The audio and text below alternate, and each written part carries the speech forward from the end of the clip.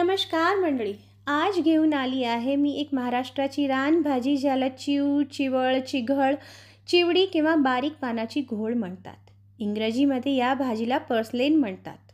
या भाजीला तुमच्या रिजमध्ये काय म्हणतात मला कमेंट करून कळवा। हा भाजीची शेती किंवा लागवड केली जात नाही। ही भाजी आपोआप पिकांसोबत वाढते। प्रकृतीने ही भाजी थंड असून उन्हाळ्यात ही भाजी आवर्जून खाल्ली जाते।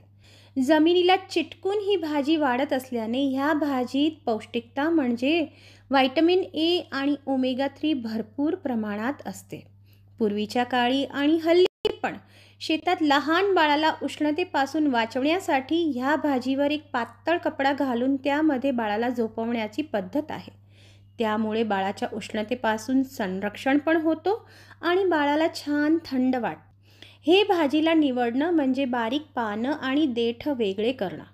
कोणाला हे जॉब टीडियस वाटू शकते, पण खेड्या गावामध्ये ह्या भाजीला खाटवर रगडून निवडतात, ज्याच्यामुळे हे भाजी एकदम सोप्या पद्धतीने निवडली जाते।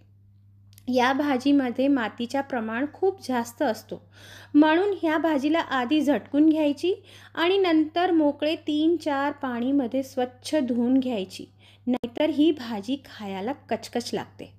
ह्या भाजीमधून तुम्ही थालीपीठ, झुणका, पराठे, रस्स्याची भाजी आणि फुणके पण बनवू शकतात।